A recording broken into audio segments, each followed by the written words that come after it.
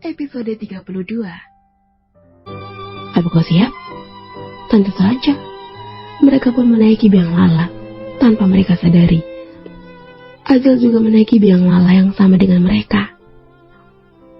Phil, aku ingin bertanya, ucap Luna sambil duduk dan melihat pemandangan dari atas biang lala. Apa? Mengapa kau tiba-tiba menjadi suka bermain biang lala? Bukankah setauku kau tidak bisa naik wahana ini dan kau akan muntah?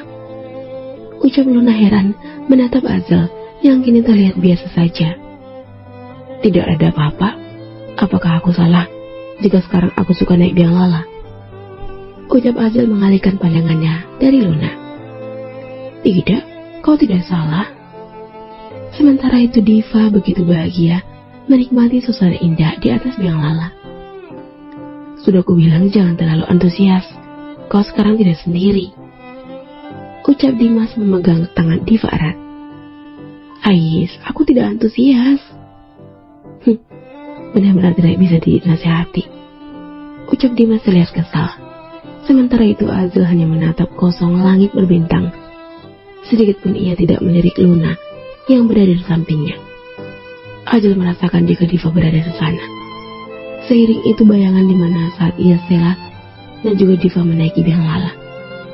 Itu 1 bulan lalu. Teriakan bahagia Diva dan Sela seakan kembali terdengar di telinganya. 30 menit kemudian berlalu. Kini mereka pun sudah turun dari wahana tersebut.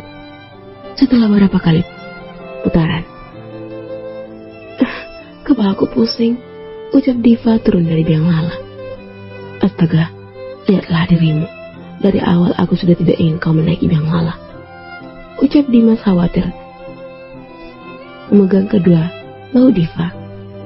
Tapi bohong. Ucap Diva menyulurkan lidahnya ke arah Dimas. Siap, kau menipuku. Ucap Dimas mencubit kedua pipi Diva yang terlihat begitu cabai. Au, itu sakit. Ucap Diva menyenyumkan bibirnya. Maafkan aku. Kau terlalu imut untuk dibiarkan. Dimas, apakah kau bisa bermain itu? Ucap Diva menunjukkan permainan capit boneka. Dimas melihat arah yang ditunjukkan Diva. Capit boneka? Iya. Apakah bisa mendapatkan boneka beruang? Tanya Diva bakal seorang anak kecil. Tentu saja. Apa yang tidak untukmu? Ucap Dimas menarik tangan Diva menuju tempat permainan capit boneka. Sementara itu Luna dan Azil juga menuju ke sana.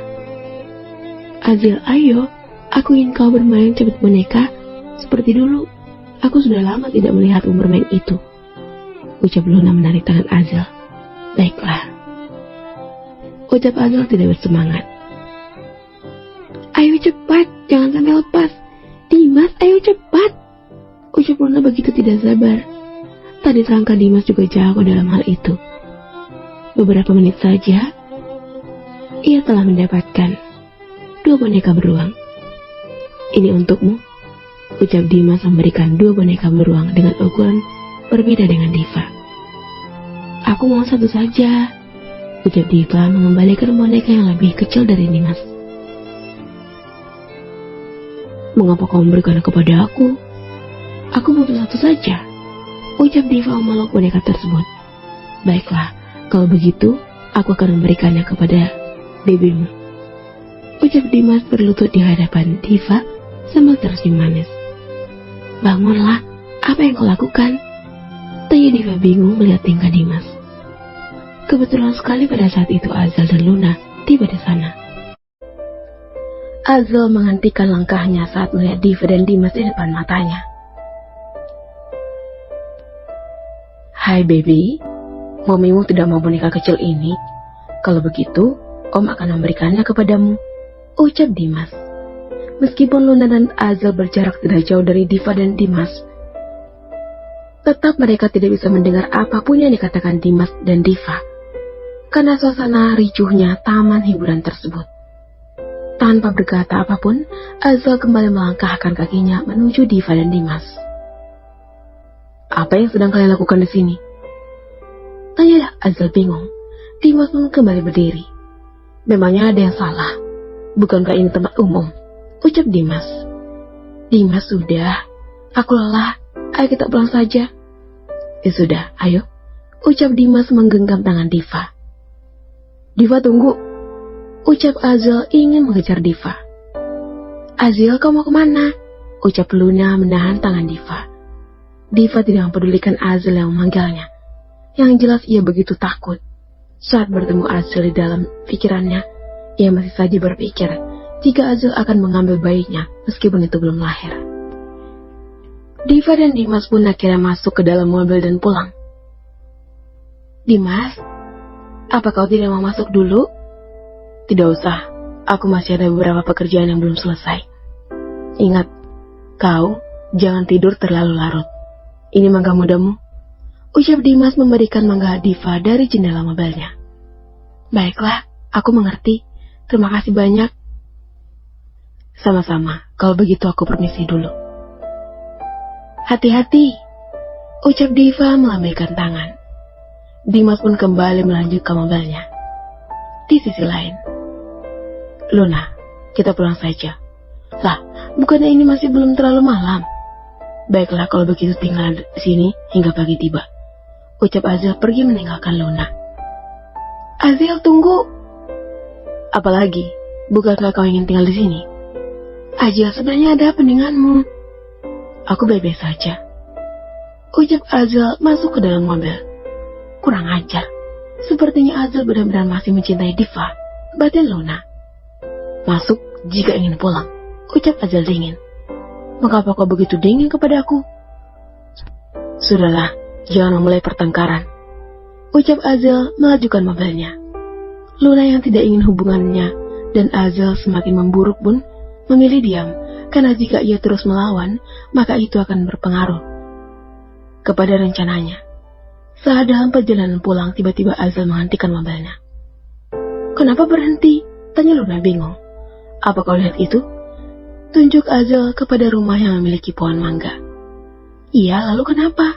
Tanya Luna tidak mengerti. Lihatlah, itu ada pohon mangga. Aku merasa kembali ingin makannya. Ucap Azel turun dari mobil. Azel, ini apa yang kau lakukan? Ini sudah malam. Apa tidak bisa besok saja? Ucap Luna masih di dalam mobil. Tunggulah di sini. Ucap Azel pergi menghampiri rumah tersebut. Sementara Luna hanya menunggu di dalam mobil karena malas untuk turun. Permisi, ucap Azel sambil mengetuk pintu rumah tersebut. Tidak lama kemudian keluarlah wanita parubaya yang tak lain adalah Bi Mariam. Iya, maaf, Anda siapa? Tanya Bi Mariam. Maaf telah mengganggu malam-malam seperti ini, Bu. Ucap Azel sopan. Tidak mengapa, nak. Panggil aku Bibi saja. Oh ya, Bi. Apakah Anda menjual buah dari pohon mangga itu? Tanya Azel menunjuk pohon mangga tersebut. Tidak, nak. Karena itu masih muda. Dan jika matang pun, aku tidak menjualnya. Tetapi jika kau ingin, ambillah sebanyak yang kau mau. Ucap Bi Mariam sambil mengucek matanya yang mengantuk. Benarkah, Bi? Terima kasih banyak. Aku akan mengambilnya beberapa saja. Iya. Apakah istrimu sedang mengidam? Ucap Bi Mariam sambil tersenyum. Bukan, Bi. Bukan istriku tetapi aku. Ucap Azel tertawa malu. Kau?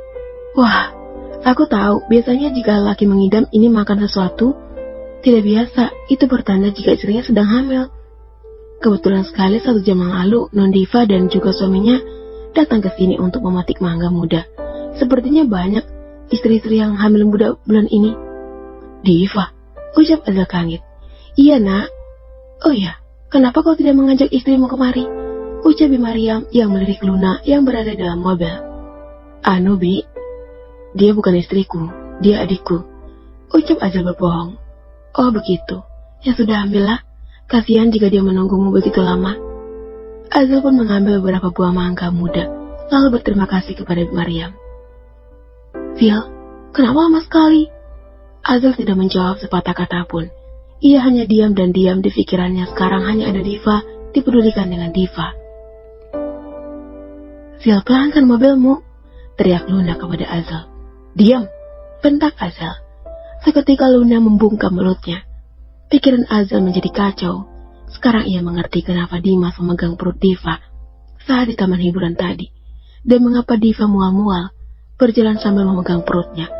Sungguh Azel merasa dirinya bodoh sekarang ketika ia mengetahui jika Diva sedang hamil.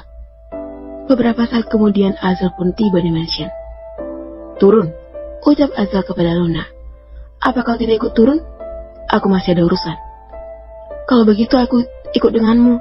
"Tidak perlu, sekarang turunlah, cepat," ucap Azel menatap tajam Luna. Luna bingung dengan apa yang terjadi. Ia tidak tahu mengapa Azel tiba-tiba menjadi seperti itu. Yang jelas itu menjadi ancaman untuknya. "Apa yang kau pikirkan? Apa kau tidak mendengar? Aku bilang turun," ucap Azel emosi. "Azel, cukup membentakku seperti itu," ucap Luna mulai menangis. "Kepalaku pusing sekali," ucap Luna mulai menjalani aktingnya. Tiba-tiba saja Luna memegang kepalanya dan berpura-pura pingsan. "Astaga Luna, bangunlah. Maaf, aku lupa jika kau tidak bisa dibentak," ucap Azel bodoh. Azel pun menggandeng Luna keluar dari mobil dan membawa Luna masuk ke kamarnya, sementara rumah sudah begitu sunyi. "Mengapa Luna harus pingsan di saat sekarang? Padahal aku ingin menemui Diva," gumam Azel menaruh Luna di atas kasur. Sementara itu Luna berpura-pura pingsan mendengar perkataan Azel. Ternyata Azel ingin menemui Diva. Untung saja aku pintar, batin Luna. Azel mengurungkan niatnya untuk menemui Diva malam itu. Ia berencana menemui Diva pagi saja karena kondisi Luna yang tidak baik. Pagi pukul 6.30, bunyi klakson mobil Dimas. "Iya sebentar," ucap Diva keluar dari rumahnya sambil menarik koper. "Kau akan menitipkan rumah ini kepada siapa?" tanya Dimas turun dari mobil. "Aku tidak menitipkan kepada siapapun," ucap Diva mengunci pintu rumahnya. "Baiklah, ayo," ucap Dimas mengambil koper Diva dan memasukkan ke dalam bagasi mobilnya. Diva hanya tersenyum kecil menatap rumahnya dan kemudian masuk ke dalam mobil Dimas. "Hari ini, aku akan meninggalkan kota kelahiranku demi anakku. Aku meninggalkan semua kenangan dan orang-orang yang aku sayang," batin Diva sambil menatap kosong arah luar jendela mobil. Sementara itu Dimas fokus menyetir menuju bandara. "Apakah aku akan benar-benar sembuh?" ucap Diva mencairkan suasana yang hening itu. "Iya, kau akan sembuh, yakinlah," ucap Dimas tersenyum kepada Diva. Tidak butuh waktu lama, Dimas dan Diva pun tiba di bandara. Mereka mengambil penerbangan pagi agar tidak sampai terlalu malam di kota P. 1 jam berlalu, kini tibalah pesawat yang bertujuan ke kota P untuk lepas landas menuju kota P. "Apa kau baik-baik saja?" ucap Dimas memegang erat tangan Diva yang dingin dan berkeringat. Tetapi aku merasa takut," ucap Diva yang baru pertama kali menaiki pesawat. "Aku kira kau kesakitan, ternyata kau takut," ucap Dimas tertawa renyah. "Dimas, kapan kita akan sampai?" "Kita baru saja berangkat, bagaimana mungkin secepat itu kita untuk sampai?" ucap Dimas tersenyum melihat tingkah Diva yang seperti anak kecil. Di sisi lain, "Aku harus segera menemui Diva," ucap Azel masuk ke dalam mobilnya. "Zil, kau mau kemana?" ucap Luna menghampiri mobil Azel. Tanpa menjawab sepatah kata pun, Azel melajukan mobilnya. "Azel!" teriak Luna. Tetapi Azel tetap saja tidak mempedulikan Luna yang berteriak memanggil namanya. Di pikirannya sekarang adalah Diva, Diva dan Diva. "Sepertinya kau telah dibuang," ucap Sela yang keluar menuju mobilnya dengan pakaian kantor. "Ah!" ucap Luna berjalan kembali masuk ke rumah. Sela yang melihat itu pun merasa semakin jijik terhadap Luna. Ia masuk ke mobilnya untuk segera ke kantor. Tidak butuh waktu lama, Sela pun akhirnya tiba di kantor. Hari ini dia begitu berharap agar ia bertemu Diva di kantor.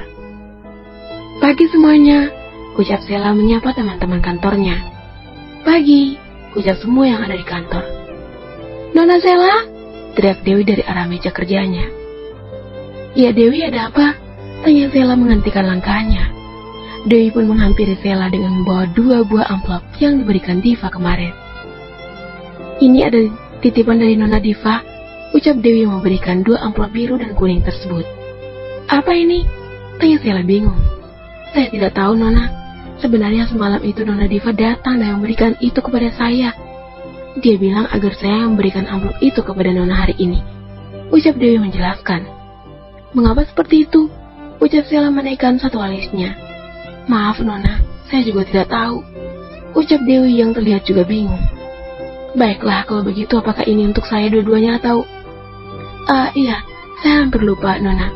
Amplop biru itu milik Tania dan yang kuning milik Nona Sheila. Begitulah yang dikatakan Nona Diva," ucap Dewi menjelaskan. Tanpa berkata apapun, Sheila langsung membuka amplop yang berwarna kuning tersebut dan membaca isi surat. "Sheila, aku minta maaf karena tidak bisa menemuimu secara langsung. Karena aku benar-benar tidak sanggup. Untuk itu aku menulis surat ini untukmu. Sheila, aku pergi untuk sementara waktu.